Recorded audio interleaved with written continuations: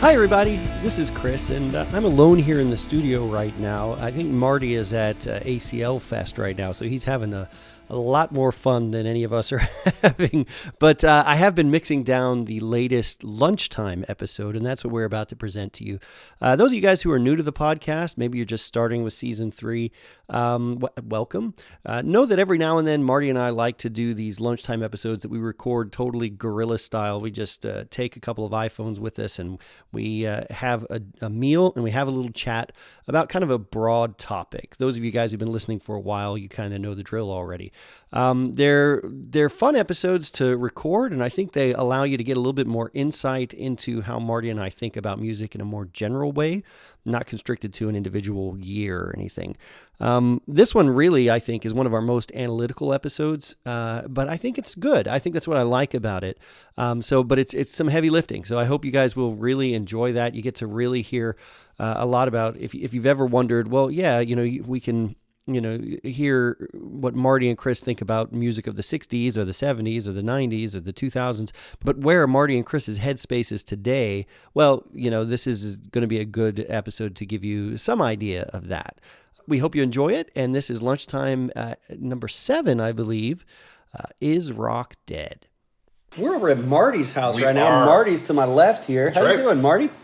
Doing great, man. Doing very well. We're just it's a nice October evening, just hanging out here in beautiful Austin, Texas, and decided to record a podcast episode.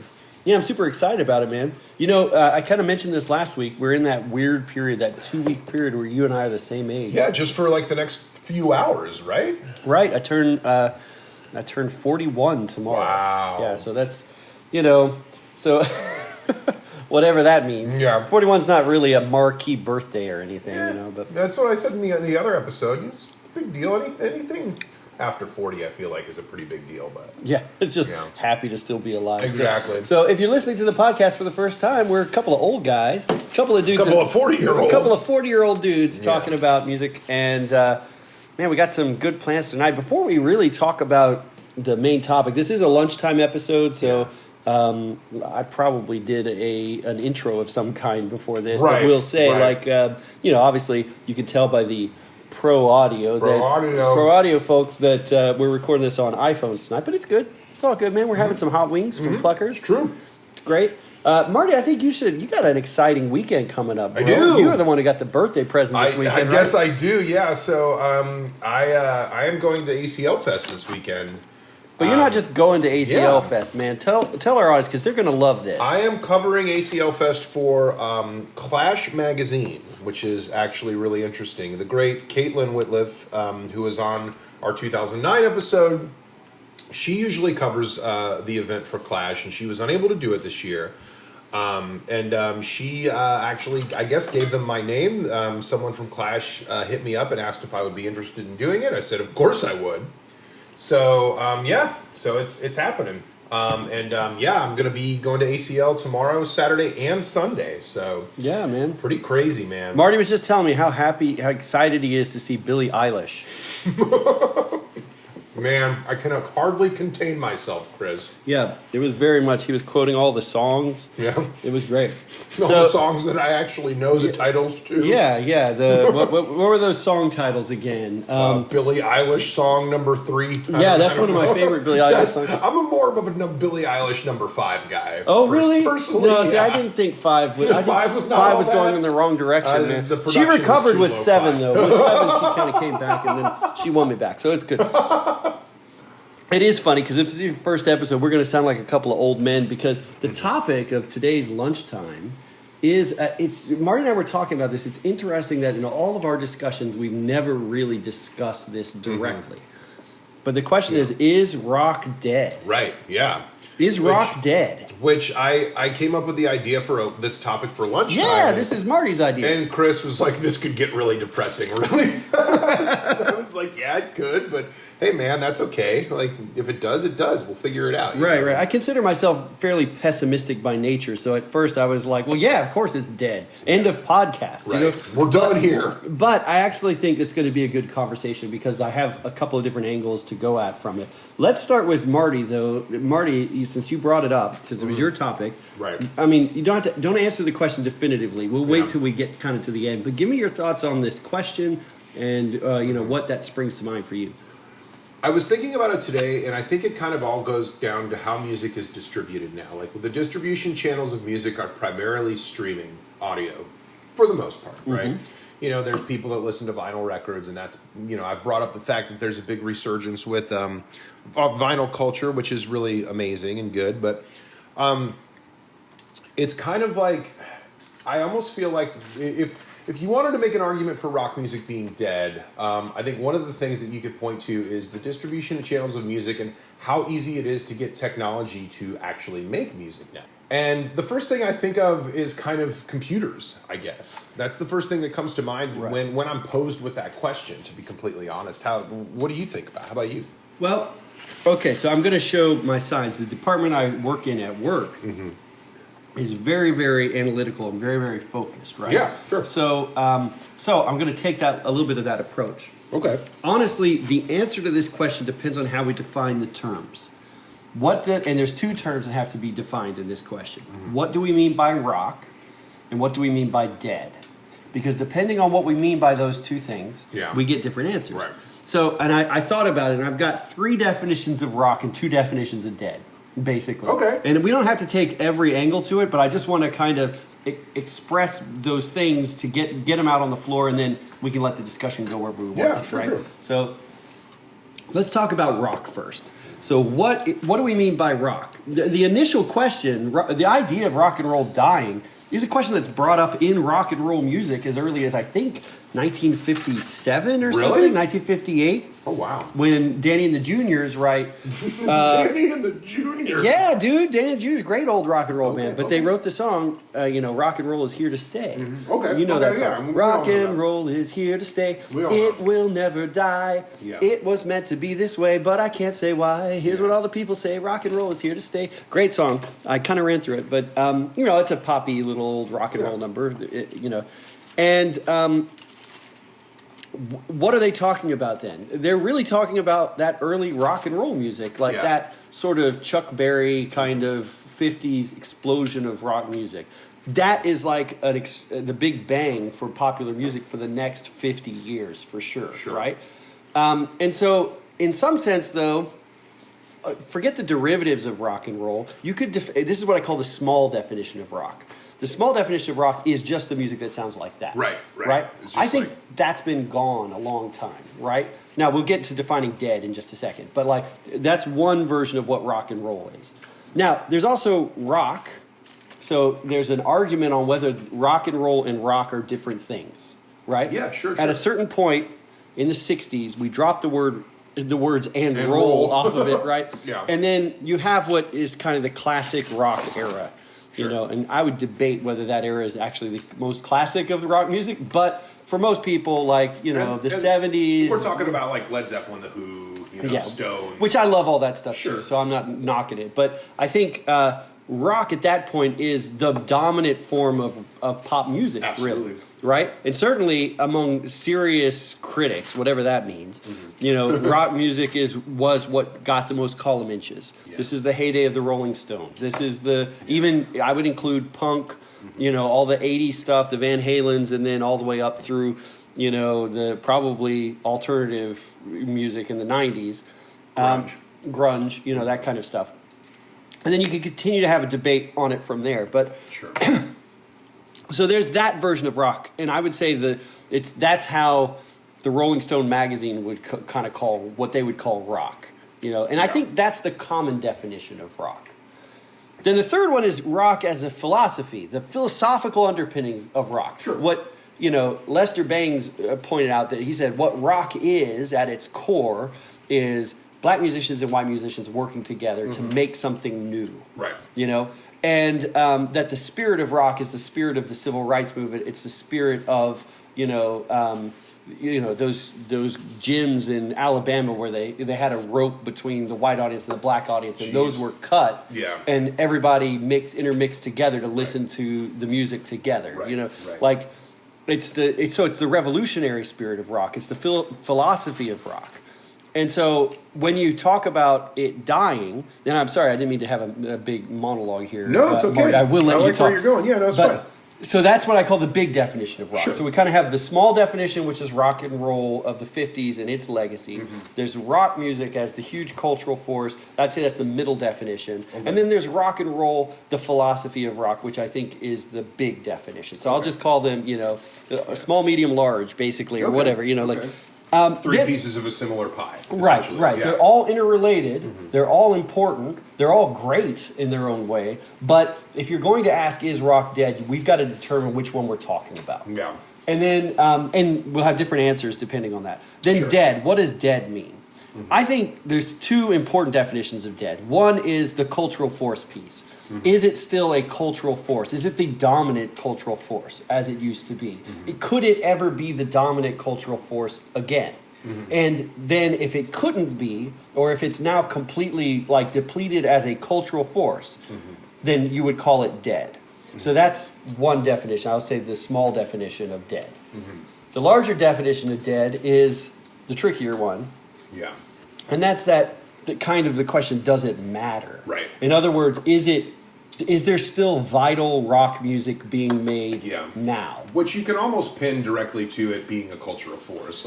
It certainly matters if it's a cultural force, right? But I mean, artistically, if it matters, it kind of doesn't matter if there's those two things. If the audience are not mutually exclusive, exactly. Essentially, is what right. you're saying. Yeah. Okay. So in other words, you could say that here's there's a lot of rock music that I love that it seems like only 12 people know anything about. Yeah. You know what I mean? Mm-hmm. But you can't really say, at least by this definition, that rock is dead if that kind of music is still being made. Right? Sure. And so I think that it's important. It's really disrespectful to the people still making rock music to say rock is dead and to basically dismiss it as a genre if we're going by that second definition of dead. So those are my terms. We may refer to them in those terms, but we may just talk around that issue. But I just really want up front to make it known that we understand that there's complexity in what the meaning is by the question. And depending on which way you're looking at it, I think I have either extremely pessimistic answers or extremely optimistic answers. Sure. Depending on what we mean. So. Right. Okay, so all that barf aside, I'm going to eat some chicken and you talk for a little bit, dude. Okay, cool. Well, I think if you actually just look at the trends today and look at where music is going, I think for one of those attributes that you just talked about, I think you could say, rock is dead. Young people that are listening to music for the first time, they don't want to go out and buy Gibson guitars, they're not going to get Marshall amplifier stacks. They want to get a MacBook with GarageBand and they want to try and make EDM beats or dance music or something. And I think the first time I realized that, the first time I kind of realized where it was going, I talk about that Sirius XM radio a lot. And, this was before when I got my last car, the one I just actually traded in, I had a free trial of Sirius, and I was listening to that First Wave channel, which is the 80s alternative channel, which, by the way, is a great channel. It's so good. And one of the DJs that is on, I forget what his name is, but he was talking about EDM, and he was actually kind of putting somewhat of a positive spin on it, and he said something that really kind of stuck with me. He said, with EDM, the rock stars are the audience. The rock, basically, it's a party you're going to. And, there's this DJ spinning, and, there are DJs that can be Deadmau5 and, Skrillex that, have this kind of larger-than-life kind of persona and all that. But at the end of the day, the focus is pointed outward to the audience. In a lot of cases, it's not really something that's focused inward on the actual person playing the music or doing whatever they do on stage. And that was really kind of interesting to me, and it kind of made a lot of sense given kind of where we are now. You know what I'm saying? I will say this. I sat and listened to two guys that are DJs that we work with. Yeah. And I was asking them to kind of give me an idea of the history of house music, and we were just kind of talking about that. And they talked with each other mostly, with me mainly interjecting every couple minutes or something, but really more pumping them for information about it. Yeah. And I think they talked for 45 minutes without mentioning a single artist. Really? Yeah. It was all like, there's this type of house. This is which house? Or whatever. This is this kind of house. This came from Detroit, but then this other kind of techno, yeah. Right. This other kind of stuff came from that, but what struck me as interesting is it's totally different than how you would talk about rock. Because if you were talking about the British invasion as a movement, you would talk about the Beatles, you would talk about the individual artists. You would say The Who, the Kinks. Yeah. But that they probably mentioned less than 5 individual artists in 45 minutes. Man. And that's when I realized it was like, this is as much about the scene itself as it is about the, than it is about the individual artists. Right. And so that was very different, and that is very un-rock. Yeah, it is. Because, it's like, if you're talking about rock music in the 90s, like Pearl Jam, Nirvana, Soundgarden, like, you can't talk about rock music without mentioning bands and You're not just going to say grunge. Key figures, you know? Yeah. It's decentralized in a way that I think may be healthy, actually. Yeah, I think so, too. But let's kind of talk about that, because I want to piggyback on what you said. I think rock is spent as a cultural force, and I think the proof is exactly what you said. People aren't going out and saying, I want a Gibson guitar. Yeah. You know what I mean? There's still people out there who want guitar. I'm a guitar player. I still want to play. I'm also a almost 41-year-old dude, but as a youth cultural force, I don't think it could ever come back. In that sense, and people said this right before grunge happened, if you remember, Bobby Brown was the biggest artist in the world, and everyone was like, rock and roll's kind of over, and even the music that I listened to, grunge, we didn't call it rock. It wasn't called grunge rock. It was almost like an anti-rock kind of thing. Yeah, we called it alternative and grunge, Yeah. And we somehow thought that was different from rock, even though it's obvious in retrospect that it was. You can draw lines back to, punk. Yeah, you can draw a line from Nirvana directly back to the Ramones, which you can draw directly back to Phil Spector. You know what I mean? Right. Like, that is a simple line to draw. Clearly, the lineage is there. Right. And I think it's okay.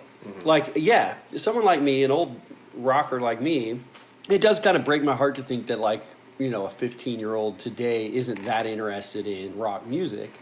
But I get it. If you think about it. Like, when I was a kid in the 90s, and I've thought about this a lot, actually. I was a kid in the 90s, rock music had started in the 50s. And I loved all that stuff anyway, just because I listened to a lot of oldies radio. But, rock was 40 years old. It would be like a kid getting into hip-hop today. Yeah. You know what I mean? A kid getting into rock music today, you could go back to the 50s from now. It would be like me listening to music from the 20s. Yeah, it'd be like me listening to, Duke Ellington or something, which I love Duke Ellington. There's nothing wrong with that. But that would... if you were like, your friend is listening to Ice Cube, and you're like, Ice Cube's great, but that Cab Calloway, let's go, Heidi, Heidi, Heidi, ho, you would sound insane, Yeah. Have you heard Minnie the Moocher? Yeah. Minnie the Moocher is awesome, but, it would just seem so weird. And so I think at a certain point, guys like me, like, we can't, you can't force kids to like the stuff you liked. It's simple as that. You know what I mean? Yeah. And I do think that So I think that as a cultural force, if you're going to use my definitions and you take the medium definition of rock, the idea of, rock that was this, it started in the 50s but really blew up in the 70s and in the 60s and 70s. It's the baby boomer music. It's pretty much gone, that. Yeah. And I think it's been gone. Now, the question is, if you're using that definition as a when do you think rock stopped as a cultural force? Marty, do you have any thoughts on that? I think you can make an argument for it stopping as early as like 2000. But I think if you really want to put... that's my argument. Yeah. If you really want to put a solid timetable on it, I would say probably 2010, 2011. Yeah. You think that's kind of the point? I think that's kind of the point of no return. Right. Because then we were seeing DJs like actually playing big venues and touring and, doing that kind of thing. And, And... yeah, there's not a lot of rock from the last decade. Here's the thing, though. There is a lot of great rock from the last decade. Yeah. And I want to make sure, like I said, we're not disrespectful of that. Yeah. But there was a lot of jazz made in the 90s, too. You know what I mean? That doesn't mean that it... here's the thing. You may not even remember this, and we don't talk about the Grammys very much, maybe by design. But but there was a moment... brought it up before. There was a moment in, I think it's the 2002 Grammys, I think. Maybe it's a little earlier. No, it's got to be something like that. Anyway, 2001, 2002 Grammys. There's a huge debate. Yeah, it had to be 2002. On who was going to win Album of the Year that year. And it was, everyone said that it came down to two records. Okay. It was the Eminem album from that year. The Slim Shady LP, or wait, the No, it'd be Marshall later. Mathers I think LP. it's Marshall Mathers, I think. Okay. Yeah, that would be about right. I think that's right. I'm not sure on the time exactly, but it was whatever Eminem's like recent one was versus The Rising by Bruce Springsteen, right? Yeah. And so here it is, guys, the great debate for the Grammys. You know, Bruce Springsteen, like sort of poetic baby boomer artist, the avatar of the rock generation by 2002. Potent album, incredible album, actually. One of my favorites. We already did 2002, but The Rising was on my list of I could talk about this because it's albums to pick, the way it contextualized what happened the previous year 9/11. was absolutely spot on. And then Eminem, the voice of so many, keep going, by the way. Gen Xers and early millennials, Right. So it was really young people versus middle-aged people, right? Sure. Which album is going to be Album of the Year? Is it going to be the hip-hop album, the new thing, or the old thing? Album of the Year that year? Come Away With Me by Nora Jones. Really? Jazz music, everybody. Oh, my God. And Tony Bennett came out. Hold on. Tony Bennett came out and said, you picked her because, you love music that sounds like this. It's Nora Jones. And I love Nora Jones. He presented the He award presented to it her. that year. Yeah, and he was so excited because it was a jazz album. Yeah. That is sad. Because and I love Nora. Yeah, Jones. she's great. She's great. She's very talented. But the reason why she won Album of the Year that year, and I think she might even admit it at this point, is because the average voting age for the Grammys is like 95 years old. Yeah, and that's the thing I don't want to be. I don't want to be like an old jazz guy just complaining that all this rock music, and, you forget Eminem, you don't even get Bruce Springsteen. You know what I mean? Exactly. Like I don't ever want to be like that. Yeah. But rock and roll can slide away from its cultural relevance and still be good. Like you can still like new rock without having to hate everything that's not rock. Right. And I think that's an important So point it doesn't have to be a cultural force for it to still be something vital and for you to still be able to appreciate it. Right? Which, I think that's a fair assumption. And it's like, I don't know, I've told you about Mike G, who works with us, and he also has a YouTube show. And we were talking one night, and we were talking about kind of something similar to what we're talking about now. And he was like, well, Marty, think about like the OCs are going to come to town and sell out 2 nights at Hotel Vegas, and like Proto Martyr and all these other bands. What's that band that's kind of like, what are they? I'm trying to think of their name. They have kind of like a weird, almost like kind of newer, like future punk vibe. Parquet Courts, right? Like, sure. They're like the a Germs to me. You think they sound like the Germs? That's interesting. Or at least the one album that I heard. Yeah. I was like, this is kind of good, but it sounds like LA punk from the... And that gets to a point that I want to make about the vitality of rock, but we'll get to that in a second. Yeah. And he was like, well, there's still bands that go out and tour and make a living at doing it. And I think that's fair, but I still don't think that says that rock music is still culturally important. You know what I'm saying? Like, the Parquet Courts, and bless them, I mean, they sound fine. Yeah, but they're good. The Parquet Courts are never going to be as important as Queen was in their time. You know what I mean? Right, and not just Parquet Courts. Who's the biggest rock band right now? Vampire Weekend, maybe? They had a big album this year, right? Yeah. But we've covered them. Yeah. Vampire Weekend, for all their quality, they're not going to be as important as David Bowie or Led Zeppelin or something. That's true. The Beatles. Yeah. And I mean, the Beatles are a special case, but, like the Nirvana even, Well, that could dovetail nicely into the next point that probably either you or me wanted to make.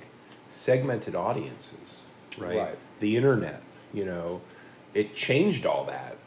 Now, do you think, so now that when the internet came about and it basically turned people onto all this different music and it allowed a distribution network for your music that was 10 times easier than traditional ones, right? Do you think that rock music could still have been culturally vital as it was in the 70s, 80s, and 90s with that happening? Do you think something happened outside of that that basically became the kind of death knell, if you will? Well, that's a complicated kind subject. of a tough question. Here's the thing. I don't think the decentralization of distribution channels had to kill rock. Like, I don't think, like, let's say the distribution channels had popped up 30 years earlier in the 70s. I don't think rock suddenly would disappear. You know what I mean? It would splinter, but it eventually did splinter anyway. You know what I mean? Like, even in the 90s, we talked about there being too many subcultures, if you can believe it, you know, because there were people like, oh, you only listen to, like, NoFX kind of, you know, Epitaph Records. Right. I only listen to Pixies and, or like, well, I listen to, like, whatever. I mean, you know, Motley Crue is still making... Yeah, exactly. So we felt, even at that point, that the CD had splintered music out. Huh, that's interesting. I mean, wow. Because they were cheaper to produce, so they could take bigger risks. You know what I mean? Yeah. So, you know, instead of pressing a whole bunch of Ween vinyl, which would probably be very expensive, it's like you could press a bunch of CDs and just see if it sells. Yeah. Oh, okay, If we it take a doesn't- loss, but it's not that. It's not as big of a loss. Not as big of a risk. Yeah. Right. Sure. So, you know, there was already a feeling that everything was fracturing too much then, but rock still survived for another 10 years. Yeah. So I don't think it was necessarily the death knell, but I do think one thing happened that was very important with the splintering of, I think I know the what you're going to distribution bring channel. up, but if you don't, then I will. Keep Yeah, going. let's see. Sorry, All right, sorry.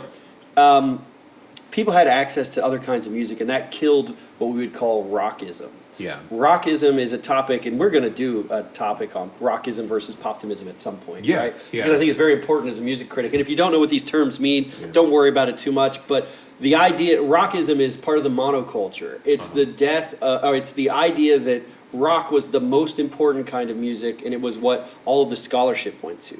And I think part of the reason why that happened was because you can only focus on, like, one area. You don't have enough bandwidth to try other things. Right, so right. you became an expert in mainstream rock, and mainstream rock had, you know, it's great artists, and that you could talk about David Bowie, you could talk about, you know, Nirvana, you could talk about Pearl Jam, you could talk going farther back about the Beatles, and there was like a canon, a Western canon of rock music that you should know about. Velvet Underground, it didn't have to just be huge sellers. Yeah.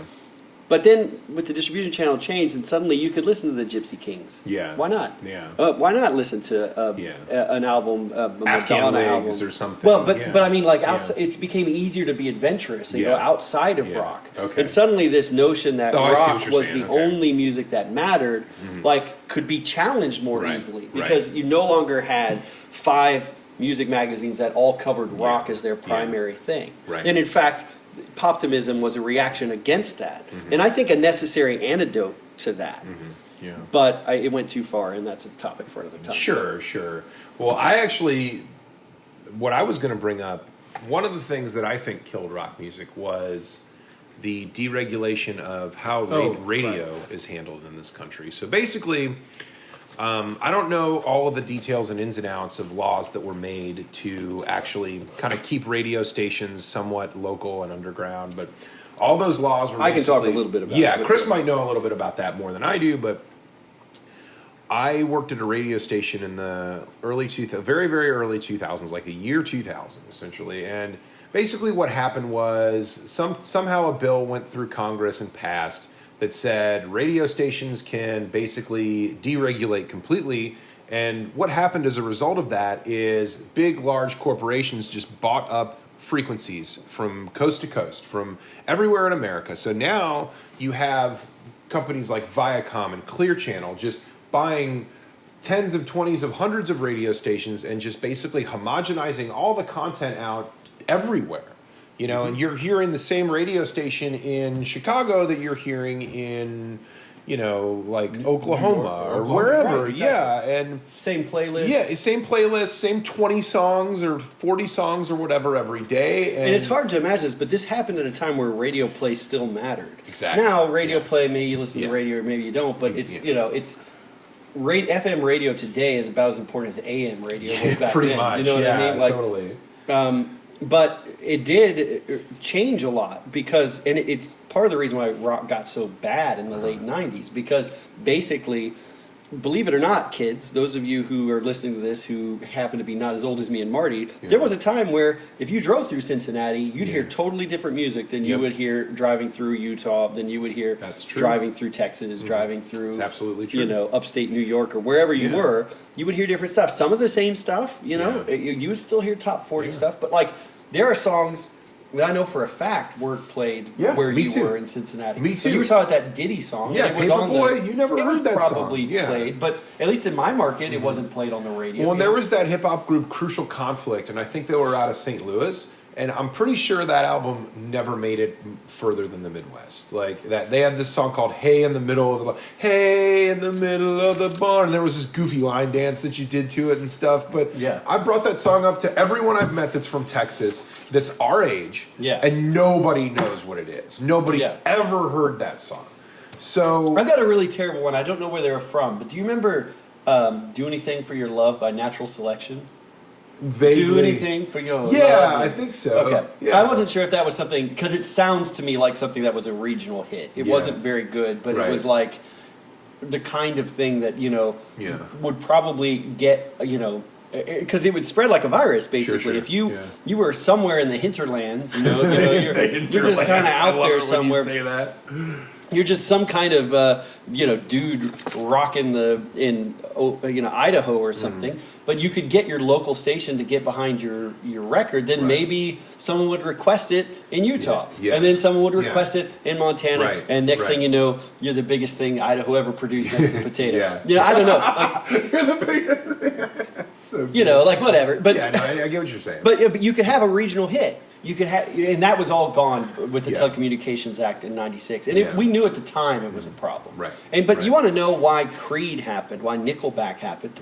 It's partly because of that. Yeah. There was no competition. Yeah.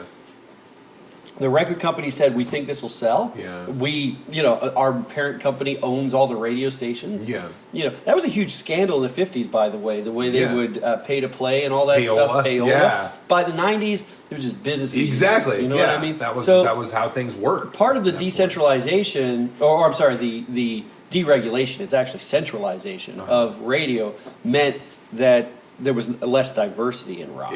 Right. And so it just kind of died. Yeah. It's like, I think rap metal is kind of the death of rock, because I think you get to the point where that's all rock is. Yeah. It's like warmed over post grunge, which people have started to call butt rock now, which is hilarious to me, because I've called it butt rock for years, man. Yeah, I mean, to me, I always use the word butt rock for '80s music. So it's there's actually a debate on what butt rock is. I think butt rock is like Godsmack and Nickelback and bands like that. See, I always use Saliva. Butt rock. Like that's what butt rock. I mean, I hate to use this term, but to me, butt rock was just a nice way to say cock rock. Okay, so cock rock is is obviously your Poisons and stuff. But hair metal and but whatever you want to call it, that era of music kind of happened because there was not really much way. There's no democratic way anymore. Yeah. And then it exploded after that with Napster and all this stuff.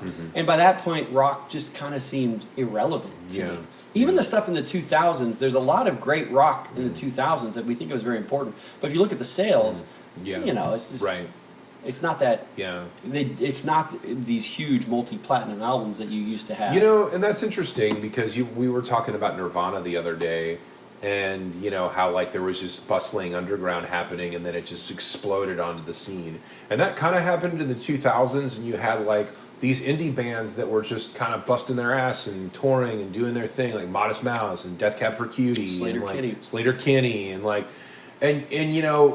the time they bursted out onto the scene, it was kind of like a splash. It wasn't really like it wasn't something that just was just so bubbling underneath the surface and it just pops and goes crazy. It was like, all right, this is pretty cool. Like, maybe we should pay attention to this because people seem to kind of like it. There wasn't enthusiasm, and I love some of those bands. Like, I love Modest Mouse and Death Cab and Slater Kinney, of course, and But I think that when they actually broke, it wasn't as exciting as it was, and it wasn't the band's fault. No, I don't think so. It was just the way that people consumed music and the way that it was framed. I think, and I also think that there's one really good thing that was happening at that time that kind of unfortunately hurt a lot of rock music, was that So I mentioned earlier Lester Bangs talking about the philosophical idea of what rock is. It's diverse people working together and listening to music. Mm-hmm. That actually is what the spirit of rock and roll was at the beginning, but over time, it split. Yeah. Hip hop was black music. Yeah. Rock was white music. Yeah. And for sure. And that's terrible. I'm never going to defend that. Right. I love a lot of music from that time period. And you mentioned that like Nirvana was popping in the hood and all this. Like we talked about that crossover. There was a lot of crossover and stuff. And people were still listening to each other, but it wasn't as apparent. Yeah. But by the early 2000s, the white kids really had started listening to hip hop more. And really that spirit of rock and roll, and this is where I said I can be incredibly optimistic. Yeah. That spirit of rock and roll I think is still alive and well. Yeah. It's just living in hip hop. Yeah. And it like when you've played me, Atmosphere, and you played me, and I know A$AP Rock for a long time. Yeah. And and you listen to Kendrick, even. Yeah, totally. Like you can hear that there's people are listening to each other. Attitude in that stuff. And I think it's so. I think in a way, as hip hop got healthier, I mean, it was healthy to begin with, but you know what I mean. Like I think as like the Roots and stuff, and Eminem is a great example of this. Finally a white rapper that actually had some credibility. Yeah, you know what exactly. I mean? Like as that started to happen, I think people said, "Oh, well, this is where all the exciting stuff is happening. Yeah. Why do I want to stop and listen to?" the Vines. Yeah, right. The Vines just sound like the music my dad liked. Totally. Eminem doesn't, though. Atmosphere doesn't. Yeah. You know what I mean? Like suddenly that sounded way more vital. Interesting and intoxicating and romantic and all that. But I think in a way, all of that stuff is, at least at its core, philosophically rock and roll too. In the same way that, like, if you're going to use Lester Bangs' definition, early jazz was rock and roll in a way, totally, because it was different, diverse peoples listening to each other and playing music. Yeah, so for sure. And in that sense, I think rock and roll isn't dead and really can never die. Yeah. Or I hope it can never die. Right. It would take a fascist takeover to make it die. Yeah. But as long as musicians are listening to each other and taking on various influences and making better music because of it, I think the spirit of rock and roll is still alive. And so I have a book over there on the bookshelf. It's called The Book of Rock, right? And it basically it's pretty cool. I got it for Christmas when I was like in my 20s, and it basically every page is like a different artist or band or musician or whatever, and there's an entry in there for NWA. There's an entry in there for Public Enemy. There's an entry in there for Run DMC. King of Rock. Yeah, exactly. And I remember when I got that book, my sister's friend was over and we were flipping through it, and she was like, well, why is NWA in here? That's not rock, that's rap. Right. And I was like, you can't look at it that way. Like, you can't just... You have to understand what NWA is doing draws a line directly back to rock music, in some way. It's...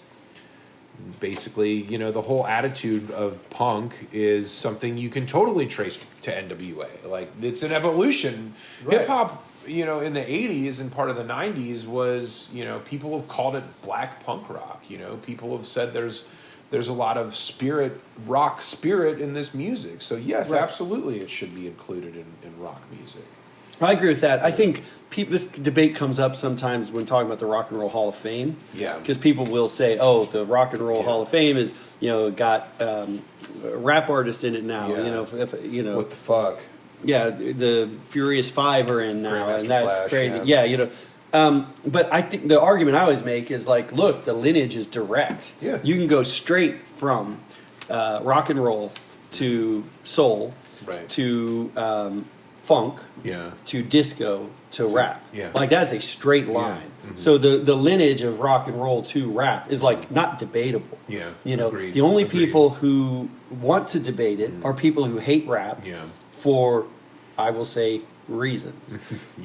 But there's no historical argument for that. Right. And I'll challenge anybody in the audience, because there probably are people right now having their mind blown by that. But there is really no historical reason to characterize hip hop as a entirely separate thing from rock and roll. It carries the spirit of rock and roll to this day, and I think that's great. Yeah. I think that's something you should be optimistic about. It should make you happy, because it means there's this whole other group of artists that maybe you've missed that are out there that could probably inspire you. So right, yeah, for sure. So rock and roll's alive and well. Yeah. Let's talk about not the hip hop, but actual guitar based rock today. Yeah. Okay. How do you feel about the health of traditional? We'll say traditional rock. I guess it depends on what you mean by traditional rock. Like what? However you want to define it. Okay. I mean, I think that traditional rock is okay by the standards of traditional rock bands can go tour and play venues of varying sizes and still make an okay living and still have fun and will play a good basically give their fans what they want in actual recorded music and a live show that kind of thing. And There's I think still some kind of market for it. Exactly, yeah. And whether that be a smaller market or not as defined as it was before, that's okay. That's the way I feel about it. I think if you look at it that way, I think it's fine.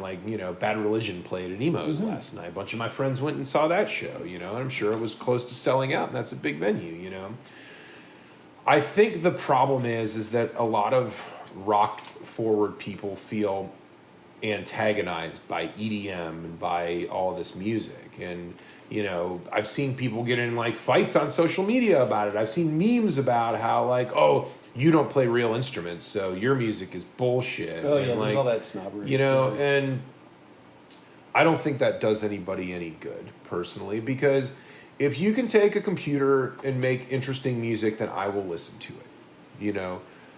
There's a lot of shitty rock music, dude. There's a lot of guys that have guitars and knowledge of music theory, and they get into a room and they make fucking Nickelback. Right. That's true.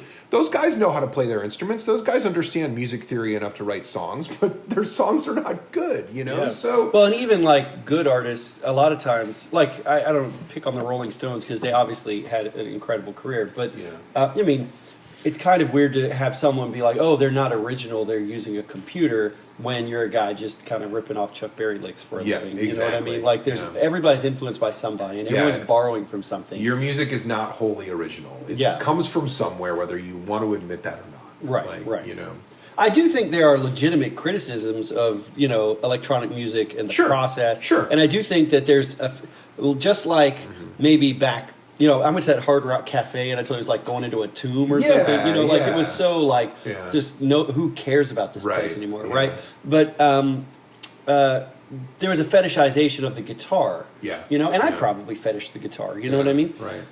Just like there was a fetishization of the guitar, like it's the only instrument that matters. Mm-hmm. I think there is also a counter thing where there's a fetishization of the synthesizer. I saw this band open for Stereolab, and I just thought was Bitchin' Baja boring as hell.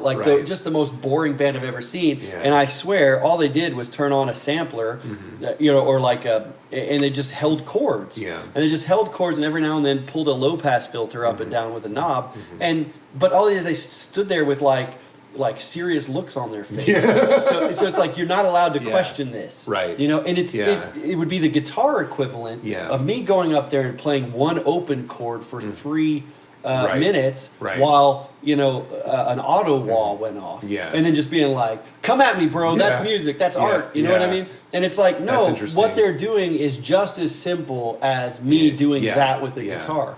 But because it's 3 guys with Moog synthesizers, though they're geniuses, clearly, you know what I mean? Well, and here's the thing. I didn't hate them, but I mean, it's just it's like there's a certain point where you got to say the emperor doesn't have clothes, but you can't say that about the entire genre. So. Well, and I listened to some of that stuff when you told me about it, and I liked it. I thought it was cool, interesting music, but as far as seeing it played live, it's probably pretty boring. I get it. This band Tobacco, that's basically just 2 people. It's this guy and his wife.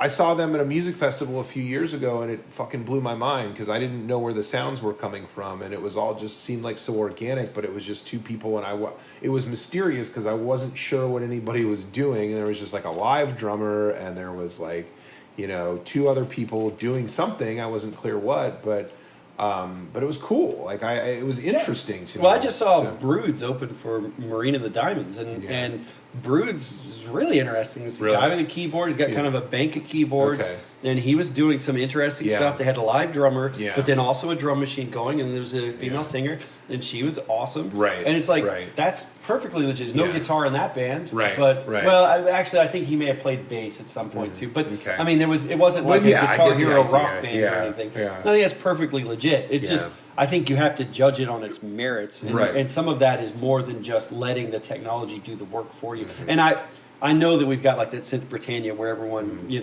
sort of, there's that perception that the music writes itself. Press a button and make a hit record. Yeah. Which button do I press to make a hit record?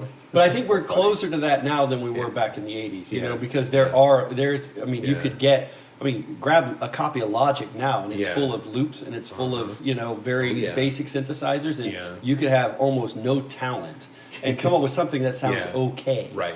You Yeah. know? If you knew how to work, if you sat down with it long enough, you could figure it out. Right. Right. And I'm not even against that. The punk Yeah. in me says, great. That's awesome. That's Yeah. awesome. You Yeah. know, like, go, learn, because what was figure it punk? out. 3 chords and the truth kind of shit. You know Yeah, what I'm exactly. saying? Like, so I'm totally down with that. Yeah. But I'm not going to, just like I wouldn't call every punk rocker a genius, I would say their art is valid. I think the same thing applies to electronic artists. You know? Yeah. Being 40 and looking back on kind of everything, because I mean, my trajectory was like, growing up, it was hip hop. Teenage years, it was hip hop. Then I got turned on to punk rock in my late teens, early 20s, and then it was all like punk rock and rock music, and that's all I cared about for a while. Yeah.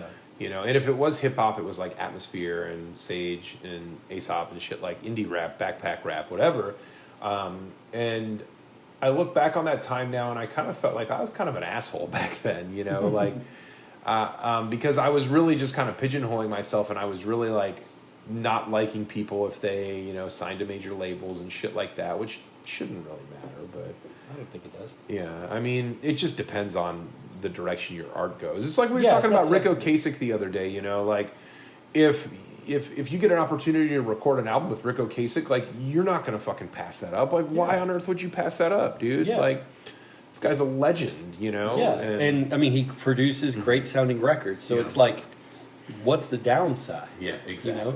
Oh, you got to do it on Atlantic? Yeah. Oh, boo-hoo, cry me a bullshit. fucking river. You know, like, Well, and the whole punk rock thing is like, you have these bands that do this DIY thing, and they come out and they preach this whole, we're doing it ourselves, and we're doing it without the help of major labels, and we're doing it, independent from the mainstream. And then somebody comes along and says, we really like what you guys do. We want to pay you handsomely for, making a record for us. Oh, yeah, I do want to do that because I do actually want to buy a house and, not worry about where my next meal is coming from because I'm an adult, actually. And then you do that, and then all of the kids that worshipped you and basically took the DIY part of your kind of existence and use that as gospel and use that to identify themselves in the world. Right. It's like everything they ever knew is just a lie and a joke. So, it's just, I think that's kind of something that probably had something to do with killing rock music too. I think punk had this thing that was very kind of like, it was religion to people, certainly politics. It was politics, yeah. But yeah, it was, it's religion. I mean, I've heard people say, I don't believe in God because I believe in Fugazi. I've heard people say that. Yeah. Like, I mean, that's something I'd ever say. Yeah. Like, I got to meet Ian Mackay, and he was very nice to me, and, but That's he's, awesome. he's I didn't know you met dude, Ian I met Mackay. Ian. He's just a guy at the end of the day. He's just a dude that's making music and doing what he loves and whatever. That's to great. me, I have like the utmost respect for people who can do it themselves. And Yeah. like when Yeah. we were talking about Superchunk last Yeah. week, and Yeah. it's like they did merge records. They dropped Matador as soon as the Matador got Right. in with Atlantic and everything.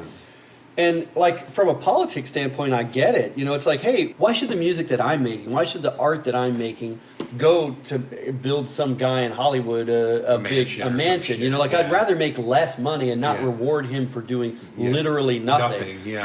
But discovering me was the only thing. Yeah, that discovery. really So did. essentially, it's just a way to support his power. Like suddenly those kinds of ideas really appeal to me. Yeah. But I also think that like up to a point, because up to a point is that I'm not going to force Kurt Cobain may have been better off not signing to a major label in the long run, but I'm not going to force Eddie Vedder to live in a van just because I don't want it to say Geffen stamped on the side of the back of the album. It makes no difference to me. And as long as, to me, you and I have talked about punk rock ethos and stuff before, but I think that the selling out piece really just kind of comes down to whether the music's still good or not. Exactly. As long as the music's still good, then then it's all right. But I think the bigger point, you're right though, is that and this is why Poptimism had to happen, is that rock got so up its own ass. Kind exactly. Of. Yeah, totally. So far up its own ass that something had to change. And unfortunately, it just kind of wiped a lot of rock away at the same time. And I will say this, the one problem that I have with rock today, because I don't really seek out rock music like I'll look for other stuff now. Mm-hmm. I'm far more likely now to be you'll find the latest, you'll find Kendrick. What's Kendrick doing right now? I'm much more likely to find hip-hop stuff that is interesting to me than rock music. The one problem with rock music today is that a lot of it feels very studied. I was listening, I don't remember who I was listening to, but I was listening. It feels like this is your senior year thesis. Yeah, it's hey, remember when music, I'm mixing the Strokes with, who are derivative to begin with, but I'm mixing the rhythms of the Strokes with the guitar sound of Devo or something. It is all very, you can kind of hear that DNA, and it's kind of like listening to modern jazz, where it's a lot of it's I've heard this before. Right, and it's good, and they're doing it well, and they're performing it well, but it's not surprising to me, And I think that's the challenge of rock now, is trying to figure out a way to to do something that hasn't been done already to death. Let me just throw all these things in a blender and see what happens, and maybe it'll be cool, maybe it won't.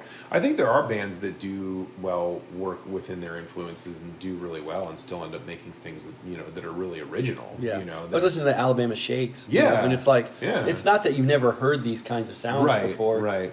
But it's a really effective version of it. So why hate on it? It's great. She just came out with the solo album too. Yeah, I haven't heard it. I heard there's a track off of that they're playing on KUTX. But I'm kind of glad that she's actually going out solo without she's branding it as just her now, because she's the real piece of talent in that band. I saw them live, and she's everything. The dudes that she played with are just session cats, really. That's what it seemed like to me when we saw them. Brittany Howard, that's her name. That's it. But she's incredible, absolutely incredible. But I would agree with that. I think that she kind of puts an interesting spin on blues and that kind of thing, and it's kind of really soul good. influence. It's interesting, And that second Alabama Shakes album, when I was listening, they were playing it on KUT a couple of years ago, and one of the DJs on KUTX said, "So this second Alabama Shakes album almost sounds like a fourth album." And they were kind of right. That "Give Me All Your Love," that song, it's kind of spacey and psychedelic, but it's still rooted in that kind of Delta blues kind of thing, Yeah. And it's awesome. It's amazing, And I think that they were really, ahead of themselves. I think Britney was way ahead of the times. If you think about, she was in high school, and then 6 months later, she's nominated for Grammys and shit. Wow. Yeah, dude. And I didn't realize she was that young. Yeah, dude. She was 19 or 20 when that first Alabama Shakes record came out. And I actually think that's one of the things that I'm okay with that. Because when we were at Waterloo on my birthday, and we were talking about the guy that checked us out, we had a quick side conversation with him, and we brought up Billie Eilish or something, and he was like, "Yeah, I have kind of a problem with her and Lorde, because it's they're just all of a sudden popular, and are they good songs? Sure, but there's Lizzo's have been out there grinding for the last 12 years. Now she's become very popular, and she didn't do it without busting her ass in the underground and opening up for fucking Free Moral Agents and shit like that in the early 2000s, and and it seems like there are fewer of those stories. That's what you and I were talking about the other day, that there seems to be less. Because let's also say that rock music is working class music, and there seems to be less of a space, despite the fact that there's so many different distribution channels. At least at the top, there seems to be less interest in giving the working class a place to speak. Yeah. You know, so Billie Eilish, you know, her parents are both in the entertainment industry, and they're not big shots, but you know, they knew Hollywood the right people. Yeah, they're there, exactly. and that's not a reflection on her quality as an artist, because I don't think there's any problem. Yeah, with, she's all right. Yeah, you know, like I don't really, despite the fact we were making jokes earlier. I mean, I don't think there's, you know, you want to do like Avril Lavigne meets Morrissey, fine. You know, like so great. It's kind of what it is. you can use that in your Clash article. I was going to say, I'm going to have to watch. That's one of the things they want me to cover. So, yeah. So, you know, but I mean, it's like whatever. I don't have you know, like I don't have any hate for that. But in addition to that kind of white upper class or upper middle class, you know, whatever, you know, whatever their concerns are, there needs to be a place for working class people's concerns, and that still exists in hip hop, but it doesn't really. I really don't hear it in rock after a certain point. Even a lot of my favorite artists of the last, I'll go for so far as say 15 years, a lot of them do sound like kids from the Woodlands. Yeah, you know what I mean? Say, I think the biggest like working class rock music is like fucking Slipknot and shit like that. Yeah, like, you know, like new metal basically. Okay, like you're right. The working class doesn't need a voice. I'm just kidding. I'm just joking. Hey. I don't know. Like, I actually like Corey Taylor, the main guy in Slipknot. I think he's a really, really smart dude. I actually, I've never really listened to much Slipknot, but I think they seem fun. Yeah, you know, like, and like, you know, I've seen, like, Corey's written a couple of books that I haven't read them or anything, but I've watched and listened to interviews with him, and he's just a really intelligent guy. And actually, funny, he was on the What's in My Bag, and he like bought a Wu-Tang shirt, and he was like, yeah, man, like fucking this is real hip hop he was talking about, and, you know, and like every time I go to the gym and work out, sometimes I'll just say Wu-Tang Clan ain't nothing to fuck with. This guy's okay, man. Yeah, like, you know, we'll have him on the podcast. Yeah, fun. I love dude him. from Slipknot. I don't know what I would say to him. I was just like, so you were in Slipknot, huh? Cool, man. Well, and dude, and how does it feel wearing a mask for like half of your life? Yeah, you know. Seriously, and some of the stuff he bought, like Yellow and the Clash and all this stuff. Like, he was very forward. Like, you know, it wasn't just like, I have 18 Fear Factory albums. You know, and Typo Negative. Like, no, man. Like, he was listening. And I'm sure he liked that shit too. But yeah, he's influenced by it at all, and I think that's where rock and roll can still have an influence too. Is I think there's a lot of places for people, especially DJ culture and stuff like that, to go discover old stuff and like, you know, mix it in with some new things and push things forward. Yeah. Do you think rock music will ever become a thing where it's like more based on the scene? How, like, you know, our DJ friends talk about house music, and it's more about the genre and not about the DJ or the artist or the person making the music? I don't think so. I think I think probably not, because I think the fundamental difference is that, you know, I mean, I'm going to say some things that some people who are into electronic music may not agree with, but I think part of the thing is that DJs can be anonymous in a way that a rock performer is not. Yeah. And so a DJ can, you know, they're taking music from different sources and they're compiling it together, and the music itself is not anonymous, but I think that, you know, you can't be anonymous and be up on stage being Aretha Franklin at the same time. Right, exactly. You know what I mean? That's true. Yeah, I mean, like, Aphex Twin played at the Day for Night, that music festival in Houston, and like, he was like behind a big screen or something. Like, you didn't even see him. It was so crazy, and it was like, Courtney like wanted to go home because that was the night that it got really, really cold. It was right after Run the Jewels, which was amazing. Right. And then Aphex Twin had already played like 10 or 15 minutes of the set, and you know Daniel Leopold? Do you know him? Yeah. Yeah, he was there too, and he was like, we saw him right before RTJ, and he was like, I'm gonna go get a good spot for Aphex Twin. And we were like, yeah, cool, man. So like, RTJ ended, and then Aphex Twin was starting, but it was getting cold, and Courtney was like, I want to go home. And I was like, I kind of want to, this looks cool, man. I want to check this out, but she was not feeling it. And it was cold, and we didn't have like jackets or anything because it was warm that day, and a cold front just came in. So I was like, all right. And apparently Daniel didn't get to see the end of the set either, too. He was like, yeah, I had no coat. I had to go back to my hotel. I'm like, damn, dude, that sucks.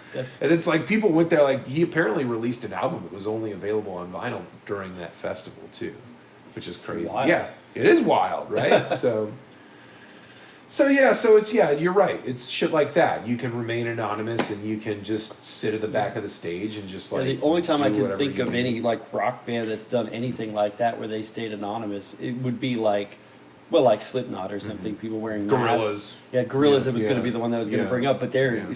heavily hip hop influenced Exactly. too. I was So you almost can't even call them a rock band. I mean, yeah, it's kind of that's a debate. somewhere on the. In the If they're a middle. rock band, they may be the best rock band of the 2000s. I think it's an interesting. It debate is. to That have. would be a really interesting take. Like, Yeah. you know, hot take. The Gorillaz. Yeah, are the most a influential cartoon rock band Yeah, is the most seriously. influential. It's like, find out, what's the greatest band of the 60s? The Archies. It's like- Courtney didn't know the Gorillaz were a cartoon band. she didn't. No, I had to like explain like no, it's a cartoon band. Like when they play live, it's big cartoons like Yeah. on big screens. Yeah, the that Gorillaz are- is a project of two people. Yeah, one of them it's a musician Damon Albarn and, like, Jamie Hewlett. yeah. Dan the Automator or no? No. Or- Well, no. Dan the Automator Yeah. was a producer on the first album. That's right, yeah. But no, it's Damon Albarn, the musician, and Jamie Hewlett, the guy who drew Tank Yeah. Girl. So Yeah, all that's of the right. art Yeah. is him. Yeah, like so. Literally half of the band Yeah, is is- doesn't even make music at all. Yeah, it's you know, so like crazy. which I love. Yeah, I It's do a- too. It's great. When I saw Dell at Emos before I lived here, he did Clint Eastwood. Yeah, Yeah, it was Oh, that's awesome. Yeah, it was so I would cool. love to see Dell at this point. That's He's a great, guy who yeah. I didn't catch. It was probably the Yeah. Gorillaz that made me realize how cool this guy was. Oh, he's so cool. Yeah, I mean, I listened to Dell. You know, he's Ice Cube's cousin too, right? No, I Yeah, didn't. yeah. Him and Ice Cube are related. I listened to I Wish My Brother George Was Here, his very first album. Had Yeah. Mr. Dabalina, Mr. Bob Dabalina. Mr. Bob Dabalina. Yeah, I think you told me about this. but I That's don't know, great, yeah. great stuff. Great record. And then he had No Need for Alarm. And then he had a really good breakthrough album that kind of, he definitely saw the whole indie rap trend coming up. Yeah. He made a record called Both Sides of the Brain that was very indie rap forward. And it had LP was on it and stuff. really? And like Atmosphere was on it. Slug was on a song or something, I think. And yeah, dude, it was. I just always hear about the Deltron thing that he did. Yeah, You know, Deltron was right after Both Sides of the Brain, which Yeah. Deltron's amazing too. Yeah. Deltron Zeros. It's like hip hop meets fucking Flash Gordon or yeah, something. I mean, there's some like like that. weird like No, it's- sci-fi shit. even in it. yeah, not even that. Like it's like Hitchhiker's Guide to the Galaxy. Yeah, that's meets probably- yeah. Fucking Run DMC or something. Like it's crazy. There's some like it's a concept album about this intergalactic rhyme battle. You know. Yeah, Like, yeah. We have to get to where the rhyme battle is, and it's crazy, man. But Yeah, it's Anyway, so good. sorry, we might be getting We're off probably topic off a little topic, but we'll save it for the Patreon. Paywall. There you go. Paywall, baby. Paywall about Del the Funky Homo Sapien. And I remember Graham once was like, Del the Funky Homo Sapien. Like, that's such a crazy rap name. He's like, I just envision like George Bush, like listening to it on headphones, and Barbara Bush is like, George, what are you listening to? And he just goes, Del the Funky Homo Sapien. Like, in this really just white guy way, like, you know, whatever. But it's so funny, man. But, Well, what do you think, man? How do you feel? Yeah. I I think feel- we've I feel kind of good. at least brought a lot of the stuff onto the table. Yeah, I think, yeah. you know, the state of rock music it's still debatable, and there's Yeah. still great rock music. And Sure. And hey, I'll even go so far as to say, email us at AOTY Podcast at gmail.com. Let us know what you think. Like if you've discovered something, some great rock in the last 3 or 4 years, we'd love to Tell hear us it. about yeah, it, Tell us yeah. about it. You know, like part of what you talked about of the splintering of distribution channels Yeah. means that a lot of times there's amazing stuff out there That and we just don't know nobody about. hears about Yeah, it. You know, because yeah. it's not. You know, there's not just 10 bands that everybody knows about. It's everybody hears a little bit about 700 bands. There's you the know? Martian Armpit Orchestra. Maybe There's a you've great discovered band. those guys. Yeah. Yeah. Have I ever played any of that for you? No, you told me about it. Well, you told the podcast about it. You Yeah, mentioned we'll it on have the to. I'll have podcast to play you some Martian Armpit before. Orchestra. Mars is made of chocolate fudge, man. You're gonna love it, man. It's great. I'm sure I Maybe will. that's the future of rock. The future of rock is a bunch of people pretending to be Martians. It's great. Well, I mean, that was like, I think we've already kind of been through that in a way. Yeah. Devo. And, Well, Man and Astro Man. Man or Astro Man. I had a girlfriend that loved Man or Astro Man. They're fun. Yeah, It's they're like good surf time. rock stuff. And it's like, yeah, it's like if like, you know, rockabilly met sci-fi or something. Yeah, yeah. All right, whatever. It's the Del the Funky Homo Sapien of rock. Of rockabilly. That's a fucking thing. Yeah, so well, awesome, man. Well, I thought this was great. Yeah, man, had a lot I of enjoyed fun. it. It's Yeah. good. You know, it's a good little powwow about Yeah. about Yeah. rock music and. Well, all right. Well, All right, so yeah. So let us know about your favorite rock that's going on right now, and of course, we will eventually get to more years in the 2010s, and we'll get to talk about Yeah. more recent stuff that we love too. Totally. And if you disagree with us, or if you have anything a dissenting opinion about anything we said, like, tell us how you feel. Like, we would love to talk about it, you know? Yeah. We would love to hear your opinions on rock music. Let's go to the phones. Caller 1. Yeah, Marty's full of crap. That Marty guy didn't know what the fuck he's talking about. Tell me something about Ohio. Fucking pure Prairie League, man. Yeah. They're from Cincinnati. They're from Cincinnati? Yeah, I didn't swear know to God. that. Yeah. They've got cool album covers. They do. Not All right. cool, not really cool music. Oh, the pure Prairie League. Oh, my God. Is that Saw them at the Spoken Saw Wheel them and at Timberwolf Amphitheater? The Spoken Wheel? I don't What? know, just like making something up. Yeah. I'm trying to think of It like... sounds there like the was- place that Pure Prairie League would play. The Pure I Prairie saw League them at at the Spoken Wheel. Tommy's Cafe. There was a bar that like... There was a bar in Westchester called Tommy's Cafe that like all the delinquent kids who had alcoholic dads used to hang out, and it's still fucking there. And not only is it still there, but it's like a happening hangout. I went there a lot when I was right before I moved to Austin because it was like a bar and it was close to where my parents lived and stuff. But back before they like redid it, it was just fucking dirt ass hole in the wall, like fucking Union Auto GE plant auto worker motherfuckers just tearing it up and getting wasted and, you know, whatever. So Yeah, probably listen to some rock music. probably listen to some Pure Prairie League. Yeah, that's Telling right. you what, That's the man. place. Well, all right, guys. Well, thank you so much for tuning in, and we'll catch you back next week. We'll do Yeah. something very exciting, Yeah. so check it out. Totally. Check it out, guys. Thanks again. Thanks again. Bye. So there you have it. That was Lunchtime. Number 7, Is Rock Dead? I think it was a pretty fun episode. I hope you guys enjoyed it. I did want to say right here at the end, you know, I got a text from Marty, and I just thought I'd let him have the final word on this. He, of course, is at ACL covering it for Clash Magazine, as he pointed out. And this is what he wrote. He said, so the Raconteurs has a legit arena-sized crowd to see them at ACL. Rock might not be as dead as we thought. It's an interesting thought, man. Does the success of a band like the Raconteurs show that rock and roll still has some life in it? I'll leave it up to you. As we say, reach out to us at aotypodcast@gmail.com and let us know what you think. Otherwise, thank you guys for spending some time with us today, and have a great one.